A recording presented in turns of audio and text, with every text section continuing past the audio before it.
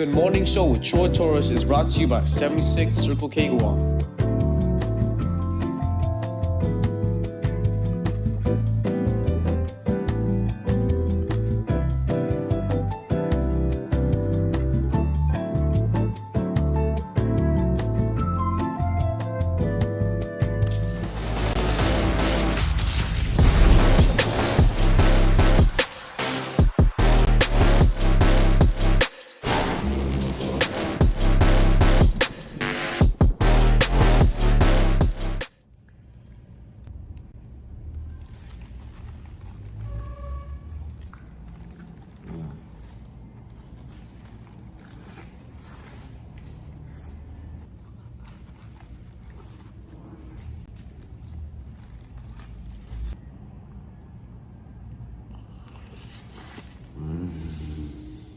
Gosh, I hope Wendy's is open this morning.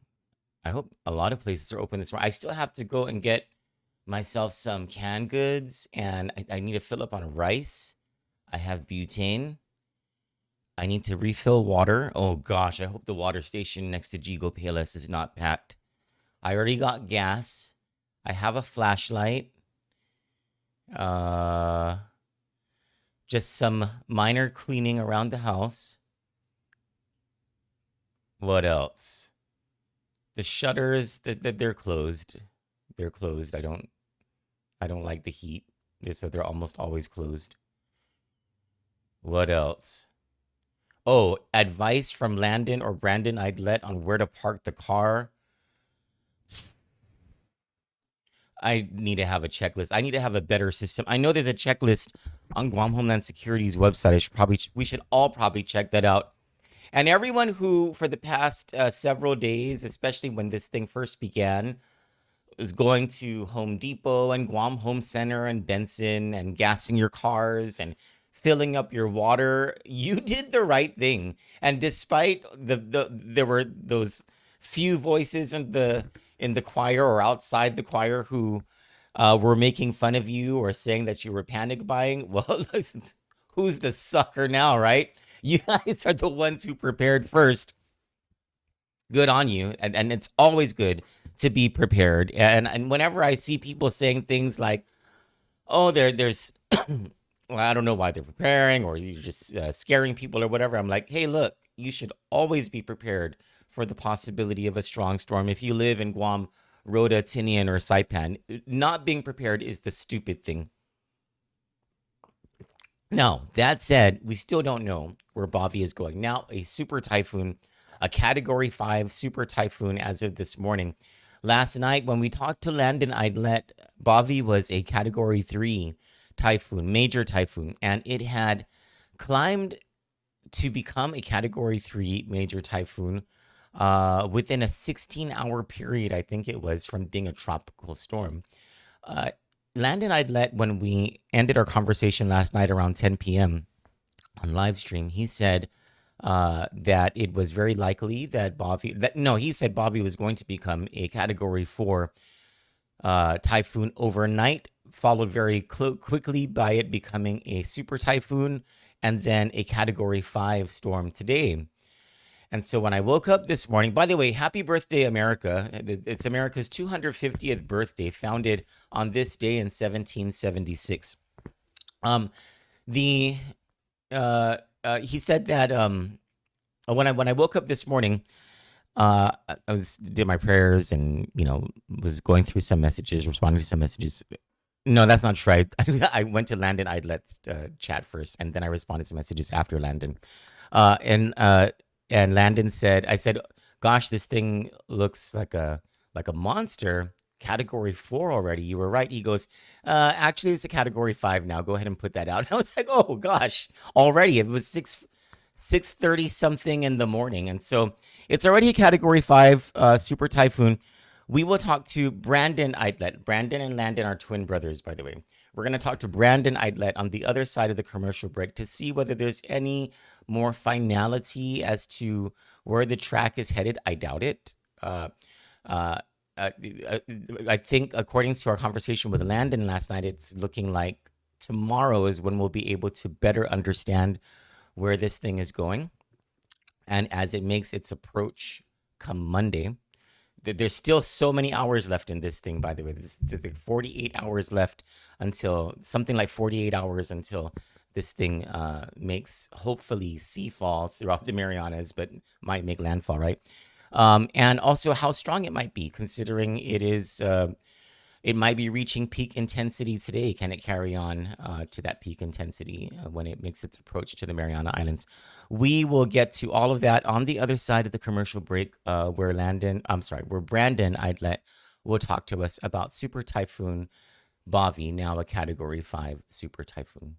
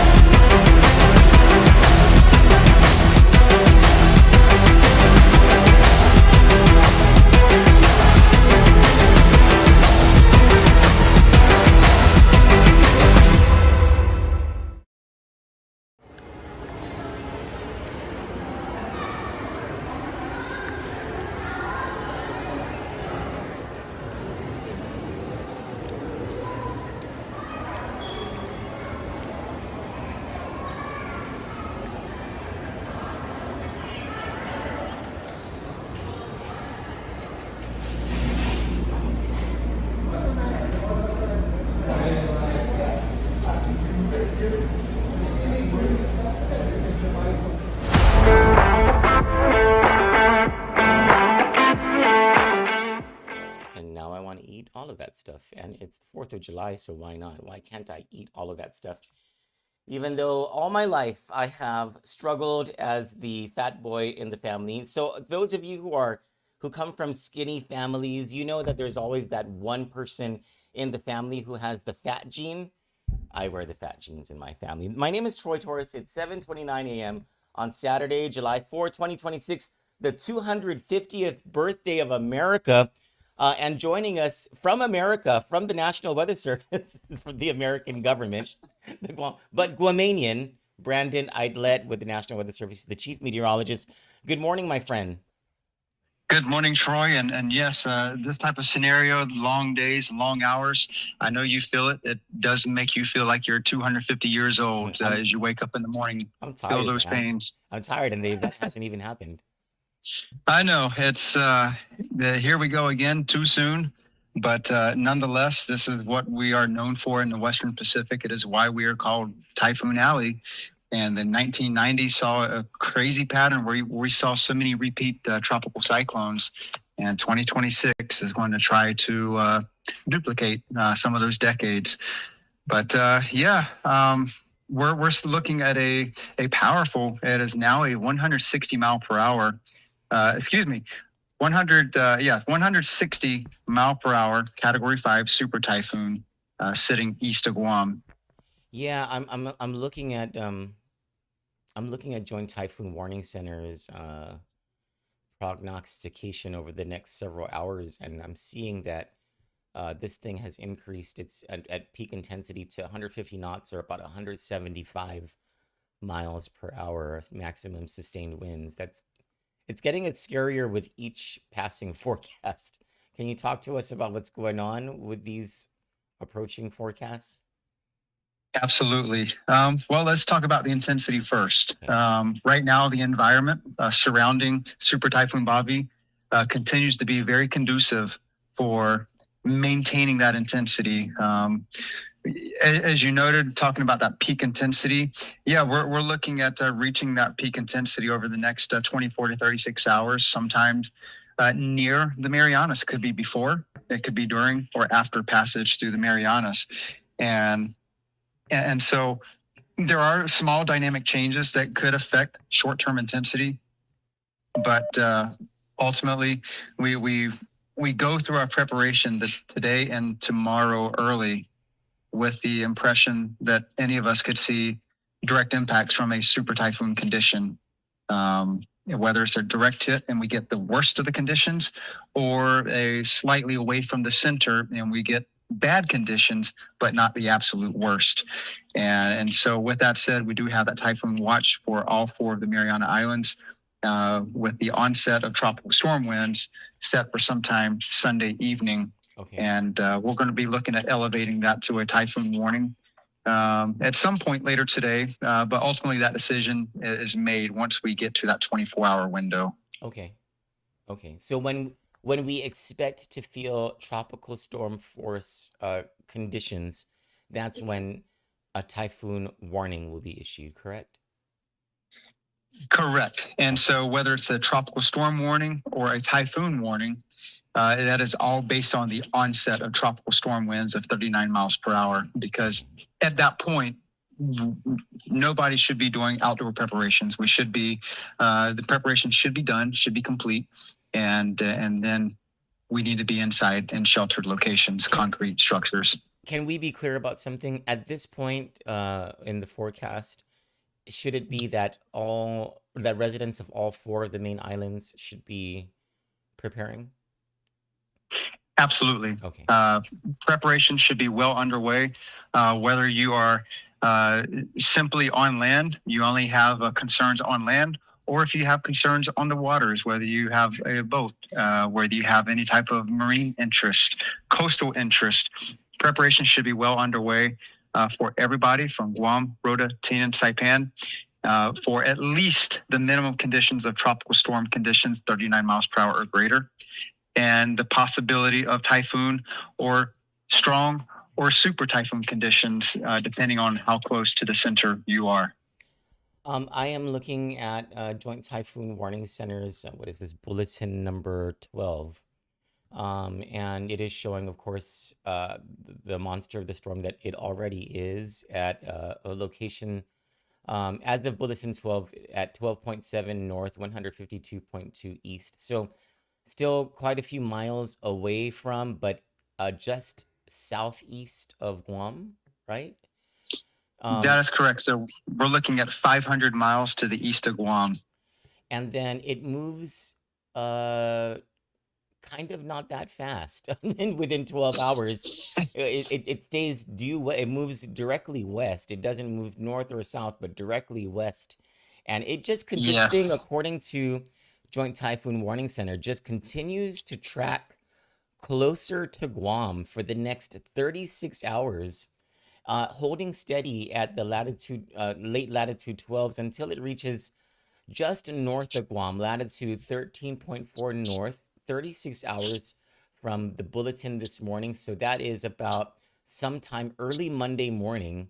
It comes very close to Guam at 13.4 north and 148.1 east as a gigantic 175 mile per hour maximum sustained winds super typhoon. And then within 12 hours, it makes a northward adjustment as it inches closer to the Marianas. So that's sometime sometime early morning Monday. And then by midday Monday, it is going through, this looks like close to Rota, maybe over water at 14.9 north, 144.1 east, which I note is more southward than even yesterday's projection. Am I reading this right? You are reading it right. And that is the big concern. I know in some of the calls I took yesterday, I was expressing this westward motion that we were anticipating. Yesterday morning, I was moving west-northwest, but we were anticipating a turn more directly west for probably a 24 to 36 hour period, at which time it will be heading directly toward Guam. And that is going to create a lot of unease from the meteorological side of the folks to the residents of Guam. And so we still anticipate that westward motion through a good portion of today, and then a gradual resumption of a west-northwest heading to bring it through the CNMI. But anytime there's a forecast change in direction of any tropical cyclone, that is the big question. Exactly when will it make that turn? We saw that with Typhoon Mawar. We saw that with Sinlaku. And when there is a turn, things could be a little bit faster or could be a little bit slower. And so with that said, it's very important to just consider the reality of the threat that any of the Mariana Islands, Guam, Rota, Tinian, Saipan, could see very could see catastrophic conditions with the nearby passage. Right now, it's still too soon to say one island is off the hook more than another. So that's why our preparation should be for a serious situation for any of the four islands.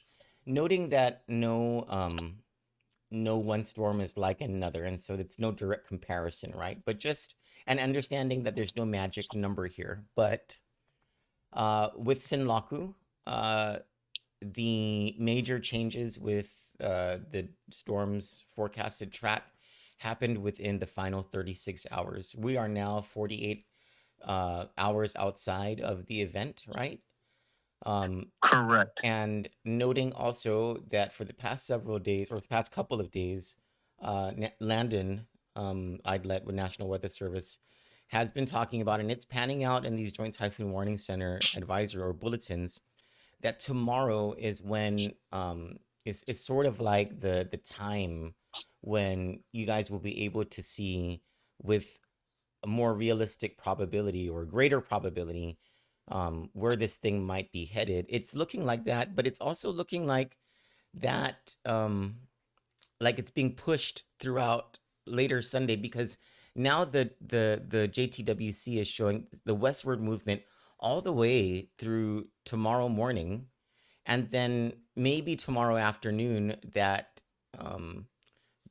ventured northwest. Is that something that's getting pushed out further and further in the forecast? Yeah. And as I'm looking at the recent track, so the past three tracks going back until midday yesterday, there has been a kind of a later shift in that west-northwest direction. And so that is why we've seen that ever so gradual southward shift. Early yesterday and the day before, we were looking at a passage near Saipan, and then it dropped to a little bit south of Tinian, and now more in the middle between Rota and Tinian.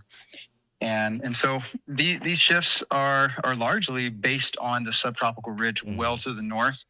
How that is evolving with a weak surface trough that will be moving eastward off of Japan, how that could weaken the ridge and then eventually cause the Typhoon Bavi to turn to the west-northwest.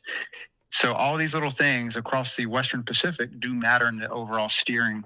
And so that's going to be the big question. These are very small adjustments in the track, but every small adjustment will have significant consequence on just how any island will fare with what conditions they experience. Yeah, and so do you suppose then that I mean, I know everything comes into greater focus as time marches on, right? But do you suppose we're not going to have any real idea where this thing is going in terms of Guam, Rota, Tinian, Saipan, or the waters in between? We're not really going to have a good idea until sometime midday tomorrow? I would say as early as tomorrow morning, certainly. Okay. So a couple of things. We've got the broader, the regional weather patterns that kind of dominate the steering flow. And so that's what we're going to be watching primarily right now. But as we go into the 24 hours and less, we're going to be looking more intently on just those little bobbles, the center of Typhoon Bavi. And so that's going to be the bigger implication, especially as we start seeing those tropical storm conditions on the islands. And then we're looking very intently at the center. Just how close is the center? Where is it moving? And that's going to have major impact on just who sees what conditions. But for right now, it's all going to be on the broader steering motion. And that's what's going to dictate just where the JTWC forecast track shifts as we move forward the next 24 hours. I think you're answering people's questions on our Instagram simulcast. C. Canalera says, what part of the super typhoon Guam will be in the typhoon? Dagan Torres asks, could it turn after it passes over Guam? And C. Canalera emphasizes wondering where the eye will go. Will the eye be within the typhoon for Guam? Go ahead. Sorry. Yeah, those are great questions. And so let's talk about the eventual track. I know there is the rumor of past typhoons that they kind of move across the islands and then they just stop and they come right back. We don't really see that. Sometimes they do a small loop. We've seen that in formative tropical cyclones and some monsoon-based flow in Micronesia. But in this case, it's going to be a continued motion through the Marianas into the Philippine Sea and then out away from the Marianas. We're not looking at any type of recurve or any type of scenario. This is going to be a continued passage through the islands between onset Sunday evening through an end of conditions early Tuesday morning.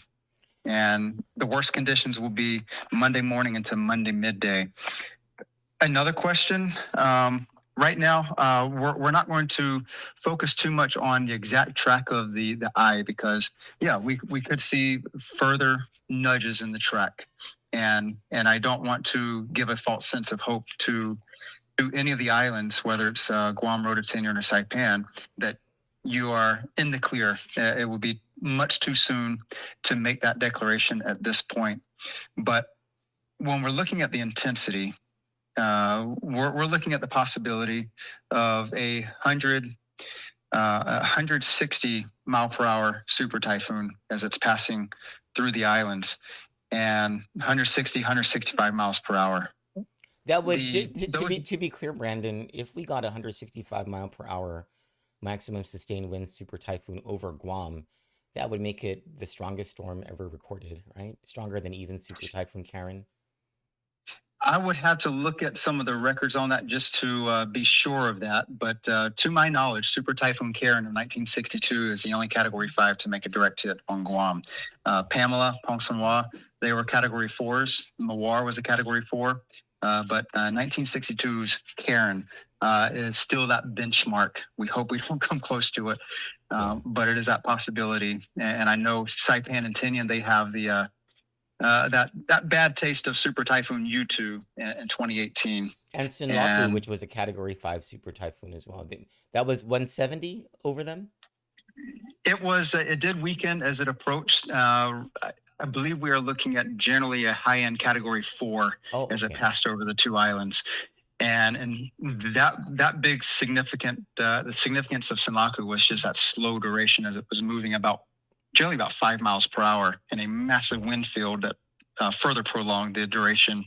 Yeah. But the thing with typhoons, and I want to make sure that everybody understands, typhoon, the farther you get from the center, the less the winds are.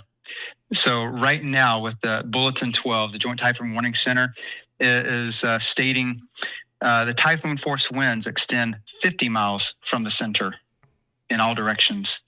And that's 74 miles per hour or greater, extends up to 50 miles from the center. Tropical storm force winds of 39 miles per hour or greater extend outward up to 150 miles.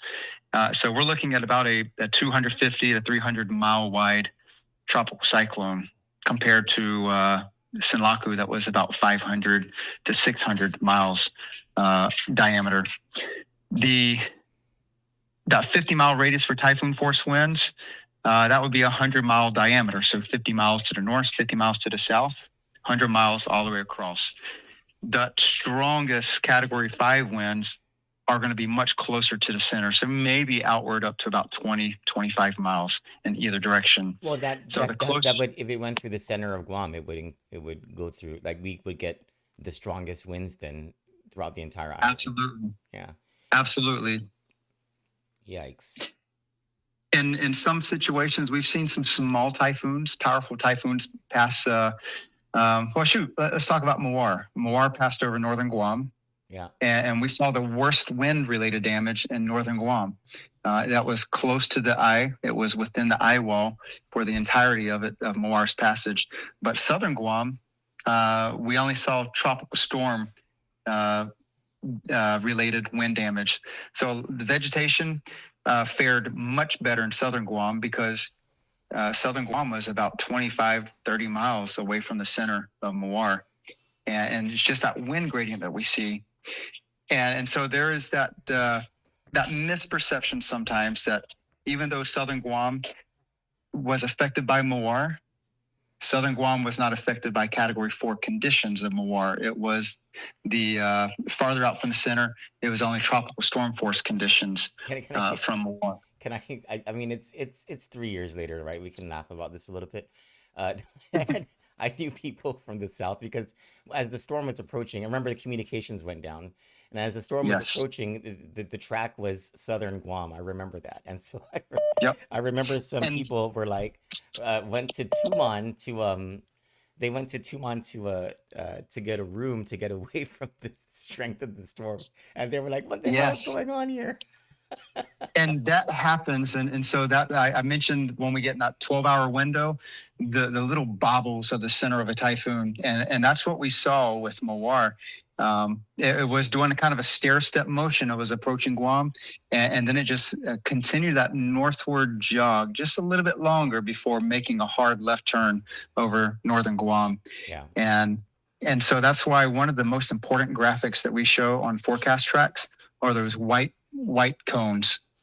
And so we've got that on a web page. That white cone symbolizes where we see the center of a tropical cyclone 66% of the time. And so there's that wiggle room. There's still wiggle room that we see with Bavi, Guam, Rota-Tin, and Saipan, all are within that cone. And so that's why we keep that in mind. B. Lamb asked a good question, and this would apply to everyone in Guam, Rota, Tinian, and Saipan. Should all those in structures that are not fully cement seek shelter elsewhere? Yes. Okay. Know where you are going to go. If you have pets, know where you're going to go that accepts pets. Don't leave them to fend for themselves. But when I went up to Saipan after a few weeks after Senlaku, we were talking about a Category 5, Category 4 typhoon. Wood and tin structures are not expected to survive such conditions. However, we still saw wooden structures that were standing just fine. And that's the remarkable thing about weather, about typhoons, hurricanes, tornadoes. You see these little oddities that just doesn't make sense. I mean, for all intents and purposes, that little lean-to building should have been destroyed. But sometimes you get these very localized effects. Wind going around a little rise in the ground, a hill can provide a little bit of a blocking bubble, and you get that shielded area of weaker winds. And so I put this out with the cautionary word that don't anticipate that your structure, that it withstood past storms, that a wooden structure can withstand this system, especially as we anticipate that possibility of a very strong typhoon conditions. Have a shelter option available. Know where you're going to go. Reach out to friends and family. Make sure they are preparing and taking this seriously at this point. And if it's not fully concrete, then you should expect some type of risk. Before I get to the next question, I just want to say thank you to everyone who's been wishing me happy birthday. I appreciate it. Brian Rages asked a great question. And I know this is a great question because everybody I know talks to me about windy. And when I talk to everybody, I'm like, okay, stop carrying all of the windy forecasts because just go to Joint Typhoon Warning Center, go to National Weather Service because they contextualize it for everybody. But it's very tempting to go to Tropical Tidbits or Windy and to see what's going on there because it's so colorful and it makes everything easy to understand, But Brian Rage asked the great question: how accurate is Windy? Well, it depends on what you're looking at. Windy has good weather models. It's the same models that we get in the weather office that we're looking at all the time, and so a couple of the feature models are the American GFS, the European model ECMWF, and so those are single point model realizations of a potential future. Now, if you're looking at something 7 to 10 days out, there's a lot of variability. It could be too wet, it could be too dry, too windy, too calm. But as your day 7 outlook becomes day 6, day 5, day 4, day 3. That variability, that uncertainty gradually decreases. And now you can have a growing confidence that the outlook is going to be close to reality. And so once you get to a 24-hour forecast, you should be pretty dang close to what you should expect, unless that model is way out to lunch. Sometimes that happens, but models are improving year after year. We're looking at those models, and sometimes some folks will see on the Tropical Tidbits, the Weather Nerds web pages, some great stuff, ensemble models, where now you're looking at, let's say, the GFS model, which has an ensemble version that has 30 iterations of a forecast that kind of show a bigger spread in a tropical cyclone track. At this point, all the ensembles are getting very tightly clustered, kind of averaging in the middle of the Marianas. And that's what's guiding the forecast track from the Joint Typhoon Warning Center. And that's why we're seeing increasing confidence in the overall track. Are the physics models in agreement and coming into greater agreement with the AI models? I would say so, and it may not be so much that the physics models are starting to agree better with the AI, or the AI starting to agree better with the physics models. But it's one of those things. There was a lot of spread about a week and a half ago, and that spread has gradually come into closer consolidation. When you say the middle of the Marianas, you're talking about the waters between Rota and Tinian. I'm kind of really just pushing and hoping and praying for that. Yeah, and 2023 we had Typhoon Bavi, was in October. That one, we're looking at an intensifying typhoon passing it. It eventually passed right between Rota and Tinian in that 50-mile stretch of open water. And which made it so that no one in the Mariana Islands got the brunt of the storm, right? This is our best hope. Absolutely. Okay. Absolutely. That was a very lucky passage with Typhoon Bavi. And so if that could happen with Typhoon Bavi, Super Typhoon Bavi, yeah, we're going to still see very bad impacts, but that could actually keep the very worst just in the waters between Rota and Tinian. We can all hope for that. We can pray for that to minimize those impacts, but certainly don't prepare as if that's exactly going to happen. Prepare as if you could experience the brunt of this super typhoon. There are two great questions that just came in. One is from Corey Gobbin, who says, the water was really hot yesterday, much warmer than usual, even for Guam. How will that impact things, if at all? Warmer than bath water, he said. Yes, and sometimes this time of year, we definitely see those warm waters. We feel it. It's incredible. More so at the low tide when the water is shallower on the reef, and it allows that sunlight really to kind of warm things up. Additionally, we see that skin temperature of the water really heat up when there's not a lot of wind outside. And so that's one of the differences between the trade windy season, where there's a lot of slosh from the stronger winds, and the wet season from this time of year into the fall, where the winds are a lot weaker. We see that the surface of the ocean really warming up. That is one of the factors that is promoting this continued high level intensity of Super Typhoon Bavi. Warm water will evaporate more readily. That evaporated water vapor will feed into the tropical cyclone and continue its energy output and maintaining that intensity. And that is one of the requirements for a strong, long-lasting typhoon. So it like feeds its vortex or something like that? Is that? Absolutely. Okay. Sometimes when we have slow-moving tropical cyclones, let's say a tropical cyclone becomes stationary, what happens is the massive waves being pushed by the winds will push that warm water outward away from the typhoon. And then the water is going to start rising underneath the typhoon, eventually to bring in cooler water from deep underwater. The problem with this part of the Pacific is we have warm water deep down, well below the surface. And so even if we had a typhoon go stationary, as we saw with Senlaku in its formation across Chuk State, there's plentiful depth of warm water to continue sustaining it before it really starts pulling up cooler water. and then kind of choking the tropical cyclone.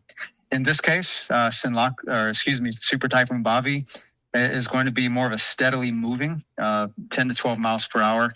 And that upwelling of colder water won't really be much of an impact. We're going to see some evidence of it in the satellite imagery after Typhoon Bavi passes through the area. And we'll be able to see that little telltale sign of cooler waters in the wake of Super Typhoon Bavi. Well, let's talk about the wake of Super Typhoon Bavi because Zoom Magnolia has a great question, and it is something that I was looking at last night with a great deal of consternation.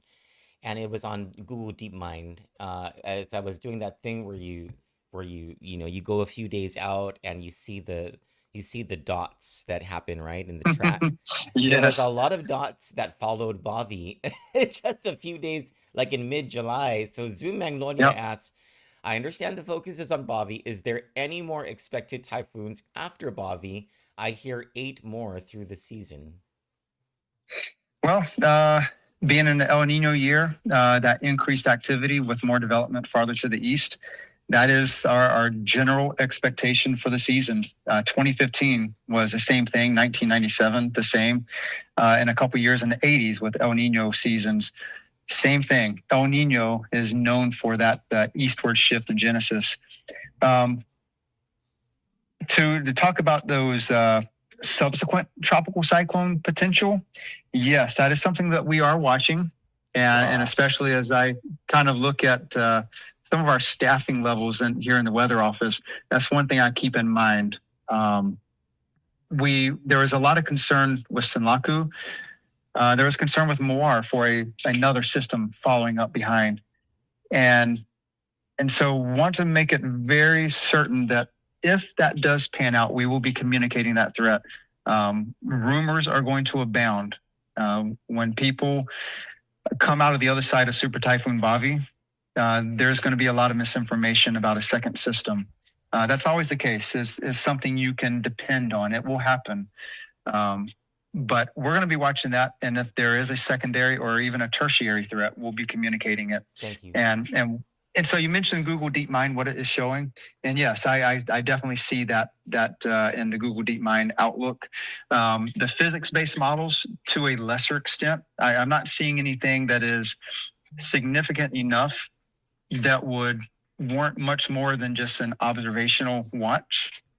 But as we move, maybe the next 2 to 3 days, if we start seeing a tighter clustering of those potentials, that will give me a little bit more cause for concern. And then we'll we'll elevate some communication as appropriate. But it is something that we're not going to let go by the wayside. Kelly Rodriguez on Instagram asks, what times are the official weather briefings to the governor and JRM, etc.? What is the frequency as we get closer? I believe there's a heavy weather briefing happening right now, right? Yes, and I think I know Landon is taking care of those, and so those will happen fairly regularly. With the big briefings will be occurring pretty much hourly among several entities, the CNMI, government of Guam, and then all the emergency management, mayors and all that stuff. So there's going to be a kind of a steady cadence of meetings and briefings just to make sure high-level decision makers have everything they need. And so this is also going to go through the military side as well. From the Weather Service side, we'll probably be looking at an afternoon Facebook Live. We'll kind of publish that information later on this afternoon. We'll carry maybe that. sometime after the excellent. Yeah, it might be after the 2 p.m. forecast track and public advisory are issued as we process the newest information. But yes, we are in steady communication with all levels of decision makers, and so stay tuned for upcoming emails and public notices from emergency management, and we're working very close hand in hand to make sure there's a uniform message going out. I want to kind of recap our conversation in the early part of this interview, and this will answer Ariola8199's question. And then there is at least one more question that I wanted to get out there for you to answer. Okay. But as a recap, you talked about how there will be another update around 2 p.m. today. Today is not the day when we get to find out with a greater degree of certainty uh, where exactly Bavi will be headed. We're going to have to wait until sometime tomorrow when the forecasts come into greater agreement about when the turn or when the turn actually does happen, if it happens with Bavi, right? Whether it continues west or it goes west southwest, or if it goes northwest, right? Or west northwest. That's when we'll have a greater degree of certainty as to where Bavi exactly will be headed. Would that be correct?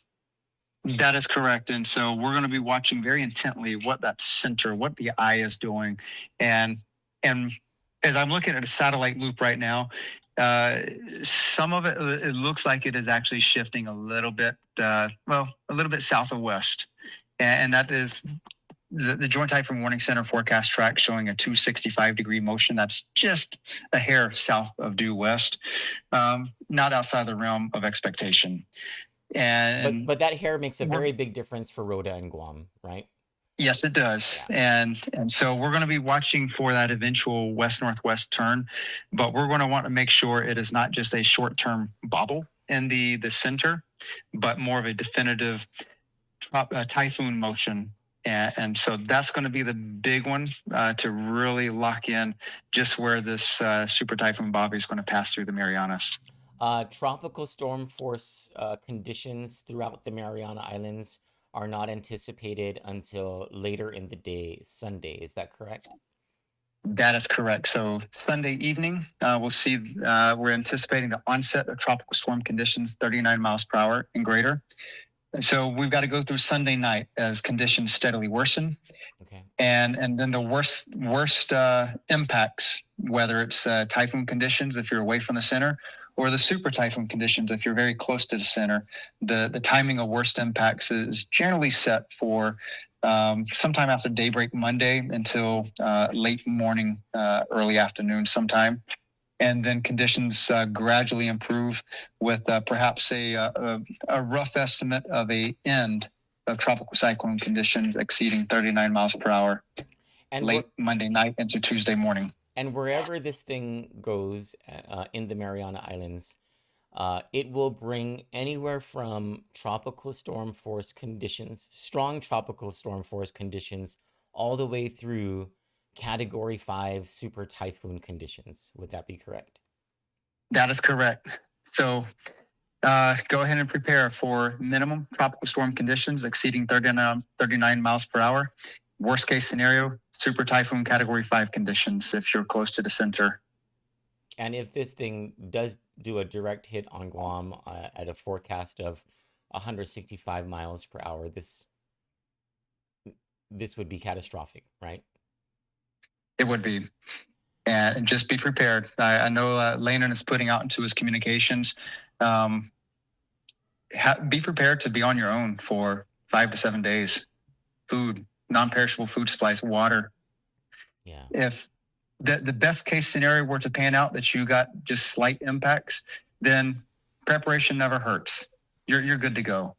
But if you are underprepared and we suffer severe consequences from this typhoon, then you're going to be in a world of hurt for several days until basic services can be resumed. So go ahead and prepare, take those actions.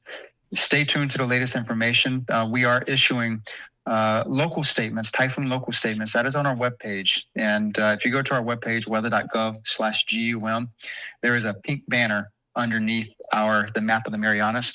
And there's a link to our tropical cyclones page. You're going to look for the local statement. And that's going to start putting increasing specifics, island by island, timing of conditions, wind, rain, seas, surf, whatever. And some suggestive preparations where it's not going to be all inclusive of everything you should do. You can find some more information from the Guam Homeland Security Office and their web pages. Brandon, I'm sorry. I have my own personal question, and then I want to go back. The last question I'm going to ask you is from a couple of these viewers with some similar questions. So I hope that's okay. The first is, can Category 5 typhoons topple concrete power poles? That is one of the considerations. I know there's a slightly different susceptibility of sturdiness, whether it's a hollow spun or not concrete pole. But think of all the stress on the pole itself, but also on the power lines, especially as the winds are blowing across the power lines. And that will be a concern. We saw that with 2002's Pont-Saint-Noir. And that's a very real concern that we could have whoever gets the Category 5 conditions. Okay. And then, so the last thing, and I'm going to combine Judy Hopps and Anthony Mendiola's questions because they're sort of similar. Judy Hopps asks, how come all the models on Windy show Bavi as a lower category when it gets here? And Anthony Mendiola asks, are those other meteorologists on Facebook, such as Chris Nunley, Frederico, something accurate with their reports? Let's see. Let me take that first one on the model, and so that's a good question. The models, sometimes we're limited to the resolution of the models, whether it's a 9-kilometer resolution, 13 kilometer, 20, 25 kilometer resolution, and how well they depict the center winds. The problem with models versus the tropical cyclone most intense conditions is those most intense conditions are very small scale and may not be adequately resolved by the global forecast models. There are some higher resolution models used in the tropical cyclone forecasting. You'll probably see it mentioned, whether it's in a National Hurricane Center text or the Joint Typhoon Warning Center text, the HAFS A, HAFS B. These are high resolution models that can better depict those center eyewall winds. And so that's part of the input for these intensities. Additionally, empirical satellite analyses over many years, looking at typhoons, the conditions, the satellite depictions, the presentation of the eye, the cloud-free eye, the very cold cloud tops outside of the eye, the center of the eye, the eye wall, that feeds into the intensity estimate, and then that's correlated with the damage and post-storm assessments. So that's going to be that discrepancy between the global models and then what really happens. The global models are really great for depicting the center position and giving that idea where the center could transit, and then some of the background steering flow, but would not be the best source for the very highest localized winds within the eye wall. The second question, what was that second question again? How accurate are the Facebook meteorologists or the meteorologists that post on Facebook? Chris Nunley and Frederico, I think. Yeah. Okay. Yes. And so that's, we've seen a significant increase in Facebook weather. They could be meteorologists. They could be certified meteorologists. And so there's a wide range in the spectrum of what you're seeing posted on social media. Some are enthusiasts, some are actual degreed meteorologists. Sometimes a concern I have is very early in the game when we see the potential of a tropical cyclone, long range in the models, some social media information will mention too much of a certainty on something that is really uncertain. And so that's going to be one of the biggest things. If it's just a numbered invest area, just something that's being monitored, yeah, it might pose that chance of becoming a tropical cyclone. But to say that one island will see a typhoon conditions in 7 days is, I would say it's borderline reckless and that far out. Sometimes the models do very well, but like a broken clock is right twice a day. Be careful how you take the information from social media. You should really vet it against the appropriate sources, the proper, the formal sources of information. And I think National Weather Service Joint Typhoon Warning Center. That's right. And we're seeing this information. I would say probably the biggest change in the past 2 to 3 years with the proliferation of social media content is where we've seen these long range potential tropical cyclones in the past, we've kind of kept that internal, just keeping it among conversations between forecasters with the Joint Typhoon Warning Center. We see a signal, but a signal that is just unreliable and just doesn't have that consistency among the models. Now we're having to really kind of get in front of that very early on when there's really not much of a threat, just to say as much that there's not much of a threat. There's a signal in the models, but for these reasons, there's not that much of a threat. Because in the absence of information, people will make it up. That's right. That's crisis communications 101. Yep. And so that's going to be the biggest thing. Understand who's communicating, understand their credentials, know their credentials, do a little bit of background research on the folks. Some of them have really good content and properly convey that uncertainty. Yeah. Some people might be a little bit too certain too early, and those would be the ones that I'd be concerned and maybe try to avoid. Brandon, I want to thank you so much for you've been on the phone with us for almost an hour and answering our questions and providing us information for our audience watching this live and on the replay. I want to reiterate, as I do every now and then in conversations with you and your brother and Patrick Dahl and whoever else answers the phone at National Weather Service, is that the information that you guys provide is reliable, and if people are reading or paying attention to what you're saying, has always helped us to be more prepared in our islands. So thank you very much for that. No, thank you so much, Troy, and thank you for helping to get the word out. The relationship we have with the media, print, web, television across the Marianas is what really helps to get the word out and to be consistent and get everybody prepared. And so as we move forward, we'll definitely consider and anticipate more communication. And as we've done with Senlaku, with Moar, if any island, whichever island is facing the brunt of the worst of these conditions, you want to be in a fully concrete structure, but for the brunt, the eye wall of a super typhoon, you're going to want to get into an interior room. And so we will be issuing from the Weather Service something called the extreme wind warning. And that would be in the short range anticipation of category 3 or stronger conditions.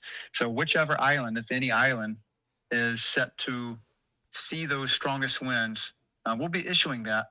And so that's going to be one of those things that we'll communicate beforehand what it means. And just that being in shelter might not be as adequate as being in an interior room of that shelter. With eye wall passage, thanks for bringing that up. It's, if you are on one of the islands that happens to get the eye, please don't go outside in the middle of the eye because you think that everything's right. Calm. That's like one of the most dangerous things that you can do.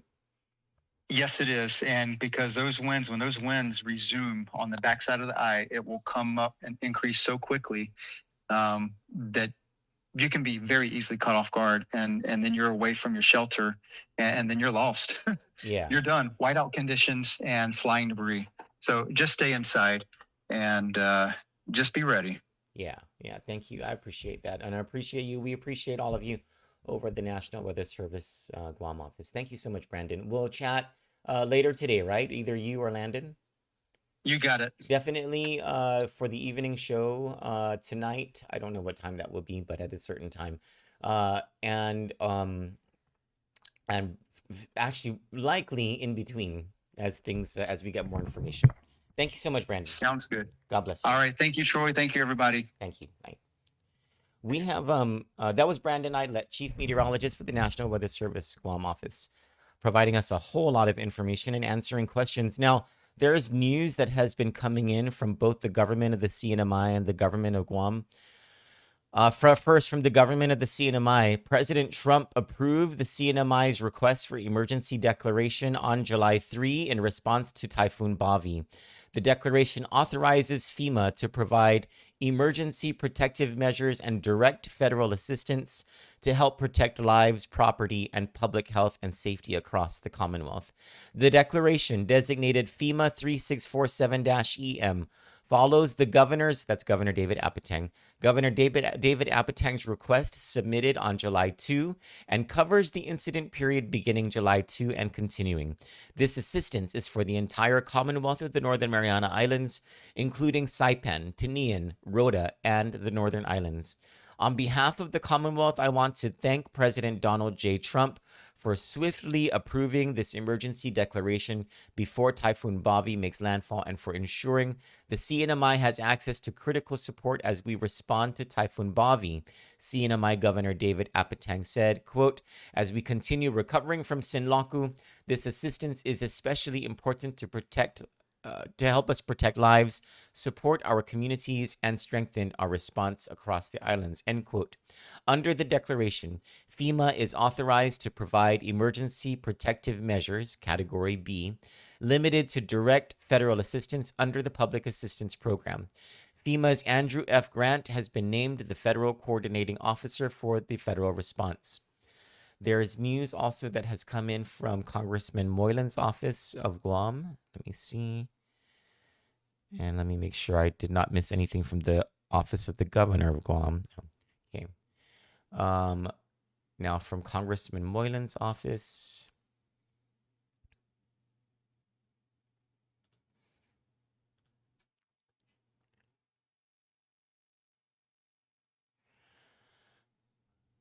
Okay, so the president has approved a major disaster declaration for Guam for Sinlaku, which is great news for people who experience damage from Sinlaku.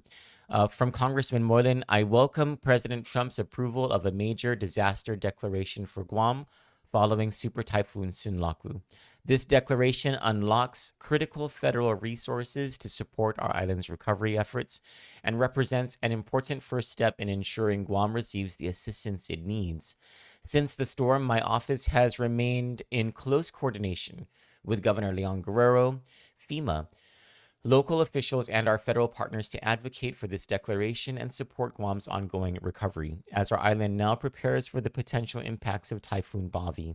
This declaration comes at a critical time. It will help ensure our government has the federal resources necessary to continue recovering from Super Typhoon Sinlaku while remaining prepared to respond to any additional challenges that may lie ahead. While today's announcement is welcome news, our work is not finished. I will continue advocating for individual assistance so that Guam's families who were impacted by Super Typhoon Sinlaku can receive the federal support they need to recover and rebuild. In the meantime, I encourage everyone to stay informed through official updates, review your emergency preparedness plans, and continue looking out for one another as we prepare for the days ahead. I wonder why they have to... Oh, I see. Individual assistance, that's the big one. That's the one where you get the grants and stuff. That remains under review. Okay. Hazard mitigation remains under review. I think what was approved is assistance for emergency work and the repair or replacement of disaster damaged facilities. So we did not get the full benefits of a disaster declaration, of a major disaster declaration. All right. We will, so, okay, I know that's important, but what's more important is whether the same designation the CNMI just got for Bavi is a designation that we're getting for Guam. So let's call Guam Civil Defense.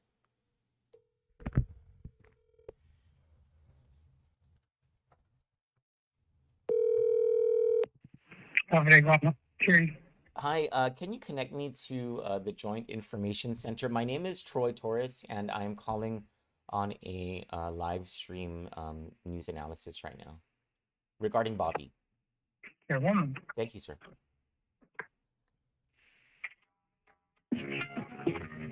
I really hate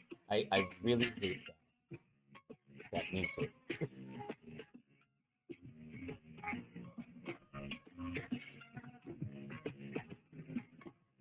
Oh, thank you everyone for the birthday wishes. I appreciate it. Happy birthday, America.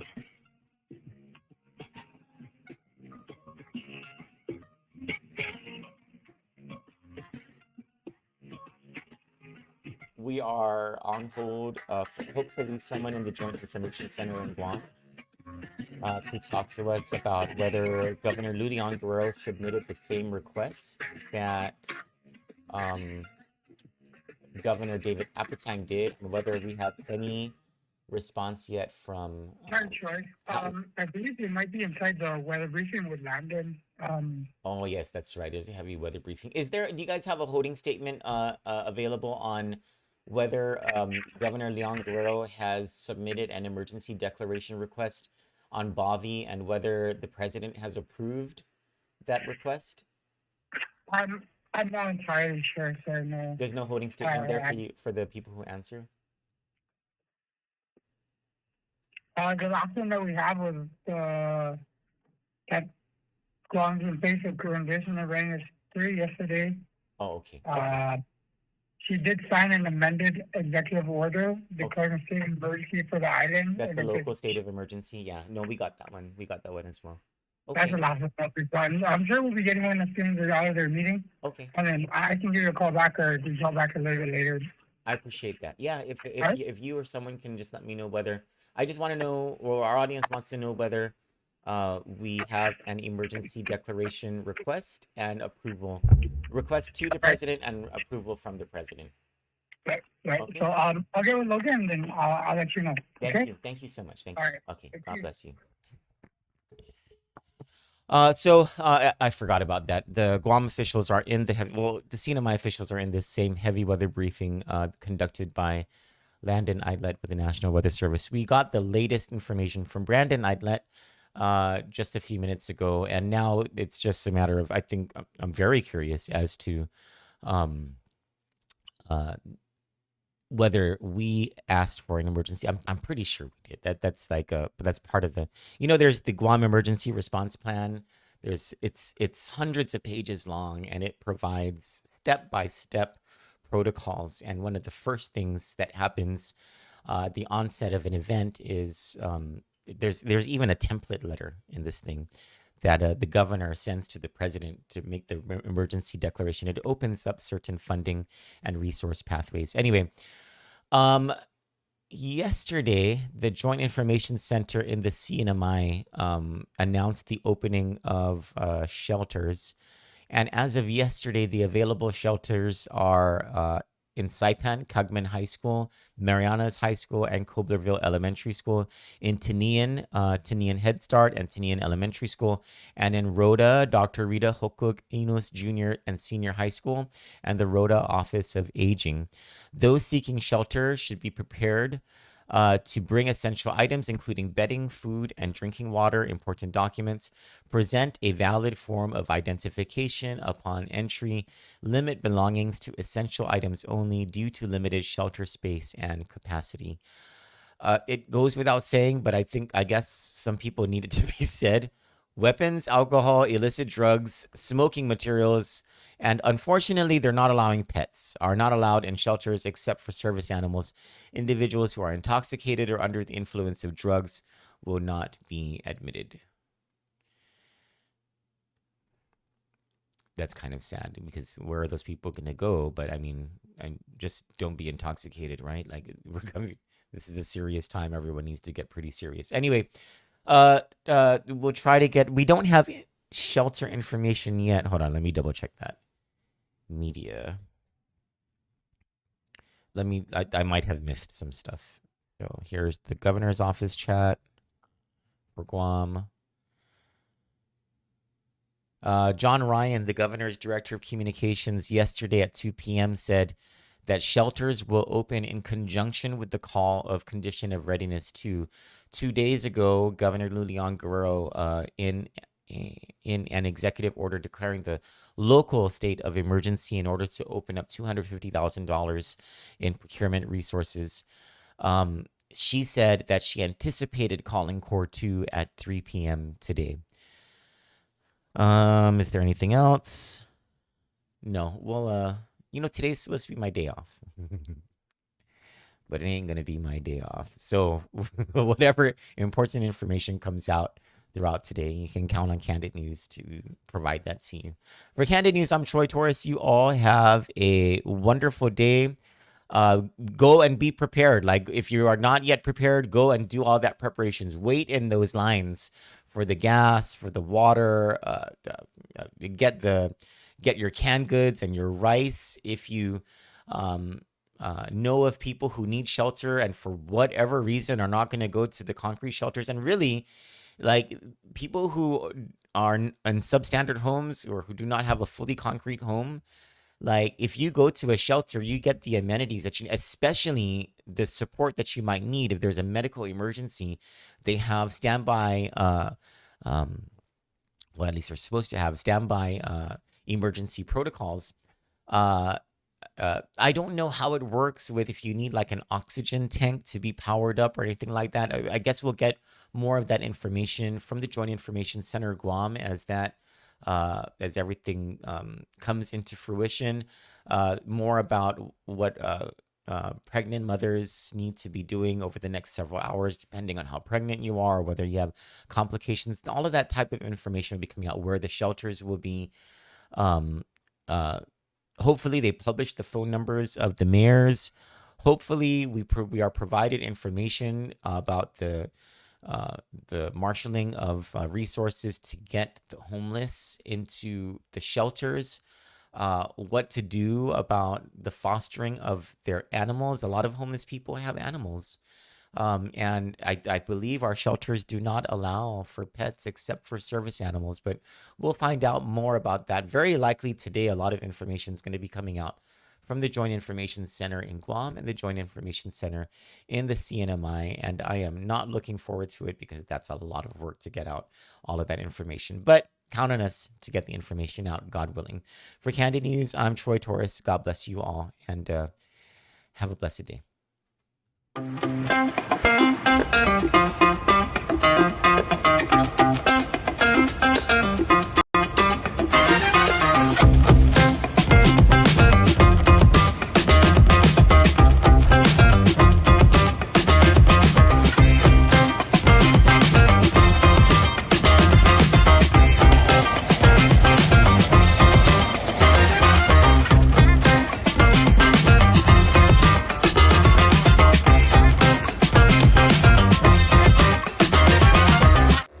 We delivered. Guam AutoSpot is extending our overstock sell-off with the hottest deals on island, like our 2025 GMC Canyon with $4,000 off. Or slide into a brand new Mitsubishi Eclipse Cross, starting at just $24,995. September is your chance to drive big and save even bigger. Visit us today or get pre-approved online at guamautospot.com or call 478-AUTO. Guam AutoSpot, where the savings never stop.